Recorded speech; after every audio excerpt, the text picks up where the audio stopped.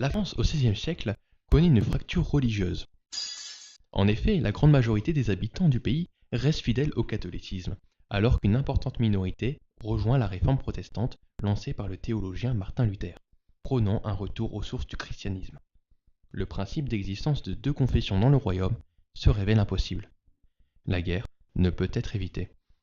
Vers la fin des années 1520, le protestantisme se propage en France, notamment de par l'action de personnages influents tels que le théologien Guillaume Farel ou encore Jacques Lefebvre d'Étaples, qui traduit entièrement la Bible en français. Car oui, avant cela, les Saintes Écritures n'étaient écrites qu'en latin, et franchement, ça devait pas être pratique. Mais jusque-là, aucun signe d'hostilité entre catholiques et protestants en France. Mais en 1534, un événement va bouleverser tout cela. C'est l'affaire des placards. Dans la nuit du 18 octobre 1534, des protestants français placardent des proclamations contre la messe en différents lieux du pays, et jusque sur la porte du roi François Ier. 6 protestants meurent au bûcher en janvier 1535, d'autres choisissent l'exil. Mais les instabilités dans le royaume commencent en 1559. Cette même année, 10% des Français sont protestants. Ils sont nommés les Huguenots. Et ce pourcentage s'élève même jusqu'à 30% chez les nobles.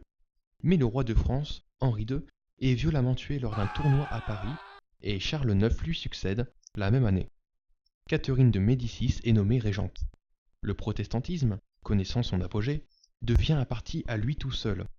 Enfin, l'édit de janvier 1562 reconnaît que les protestants peuvent se rassembler pour leur culte, mais en dehors des villes. Et les guerres de religion débutent en partie à cause de cet édit. Le 1er mars 1562, à Vassy, le duc de Guise, François, leader du parti catholique, surprend des protestants regroupés dans une grange, ce qui est strictement interdit par l'édit d'Angers parlé juste avant. Les esprits s'échauffent et 50 d'entre eux sont tués. C'est le massacre de Vassy. Choqués, les protestants prennent les armes sous la direction du prince Louis de Condé qui occupe Orléans, Lyon ou Rouen, deuxième ville du royaume de France. La famille royale se rallie de force au duc de Guise. Le 19 décembre, deux armées, protestantes et catholiques, s'affrontent à Dreux. Les Huguenots sont battus et les troupes royales mettent le siège à Orléans. En 1563 est signé l'édit de pacification d'Amboise qui instaure une trêve. Mais la guerre reprend 4 ans plus tard, en 1567. Les Huguenots veulent enlever le roi afin qu'il ne soit pas influencé par les catholiques. C'est ce qu'on appelle la surprise de Meaux. Mais cette tentative échoue, et des villes du Midi sont occupées. Des massacres de catholiques comme de protestants ont lieu à travers la France. À Saint-Denis, une bataille se livre entre les deux camps et se termine à l'avantage des royaux. Le 23 mars 1568, une nouvelle paix précaire est signée. 5 mois plus tard, la guerre reprend. Les protestants sont soutenus par la couronne d'Angleterre et par le prince d'Orange. Les catholiques s'allient eux à l'Espagne et au pape notamment. Les combats sont marqués par 2 victoires des catholiques à Jarnac et à Maucontour, au cours desquelles l'amiral de Coligny, chef protestant, est blessé. Mais il remonte vers le nord et parvient jusqu'à la Charité-sur-Loire. En juin 1570, l'armée protestante l'emporta dans la bataille d'Arnay-le-Duc. L'édit de Saint-Germain est signé le 8 août de la même année. En outre, les protestants obtiennent 4 places de sûreté pour 2 ans. La Rochelle, Cognac, la Charité-sur-Loire et Montauban. La paix s'installe. Le 18 août 1572, Henri de Navarre, protestant, se marie avec la sœur du roi Marguerite de Valois. 4 jours plus tard, un attentat est raté sur l'amiral de Coligny. Dans la nuit du 23 au 24 août, jour de la Saint-Barthélemy, un conseil royal se réunit au cours duquel il est décidé d'éliminer les principaux chefs huguenots. Coligny et d'autres gentilshommes sont assassinés.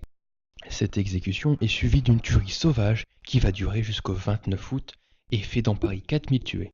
Le massacre se généralise et s'étend à la province où l'on dénombre 10 000 morts. Henri se convertit au catholicisme de force et le siège est mis devant La Rochelle qui résiste. Ce dernier sera levé le 6 juillet 1573 et le roi accorde aux Huguenots un édit de pacification, l'édit de Boulogne. Les protestants n'obtiennent la liberté de culte que dans 3 villes, La Rochelle, Nîmes et Montauban. Le roi Charles meurt, laissant sa place à son fils Henri III en 1575. L'année d'après, l'édit de Beaulieu permet l'exercice du culte protestant partout sauf à Paris et dans ses faubourgs. Cet édit est d'ailleurs difficile à appliquer et suscite des résistances. Les États généraux sont convoqués à Blois et ils se déroulent dans un climat très défavorable aux Huguenots. Un compromis est trouvé. Ce sera la paix de Bergerac en 1577. Elle restreint la pratique du culte protestant. En novembre 1579, la guerre reprend localement.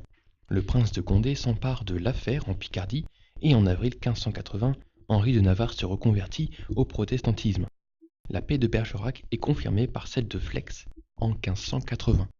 La mort de François d'Alençon, dernier frère du roi en 1584, fait d'Henri de Navarre l'héritier légitime du trône. Le rejet de cette candidature au trône de France suscite la constitution d'une Ligue des catholiques dont le chef, Henri de Guise, impose au roi Henri III la signature du traité de Nemours. L'édit est un reniement de la politique de tolérance civile. Il stipule que les Huguenots ont 6 mois pour choisir entre l'abjuration et l'exil, que les pasteurs soient bannis et que les places de sûreté doivent être rendues. Il en résulte ainsi une forte diminution du nombre des protestants. Cependant, Henri de Navarre, vainqueur à Courtrai en 1587, tient encore les provinces du Midi. La Ligue prend le contrôle du nord de la France. À Paris, naît indépendamment de la Ligue des Princes, une ligue roturière, c'est-à-dire non noble, qui s'allie à la première. Le 12 mai, la ville se soulève. C'est la journée des barricades. Henri III doit s'enfuir. Il se réfugie à Blois et entame des négociations avec les ligueurs. Mais le pouvoir conquis par les Guises l'inquiète. Il décide ainsi de faire assassiner le duc Henri de Guise. Mais en 1589, c'est Henri III qui est assassiné. Oui, c'est l'arroseur arrosé. Bref, Henri de Navarre devient roi sous le nom d'Henri IV. Mais Paris est aux mains des ligueurs et le nouveau roi doit conquérir son royaume. En mars 1590, la fameuse bataille d'Ivry ouvre au roi la voie au siège de Paris. 3 ans plus tard, Henri IV déclare son intention d'abjurer et de recevoir une instruction catholique.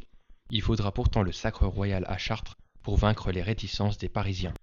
Paris cède l'année d'après et ouvre ses portes à Henri IV.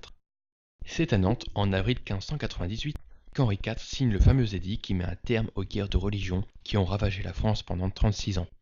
Cet édit est bien plus complet que les précédents. Il instaure la coexistence religieuse entre catholiques et protestants. Le culte réformé est autorisé dans tous les lieux.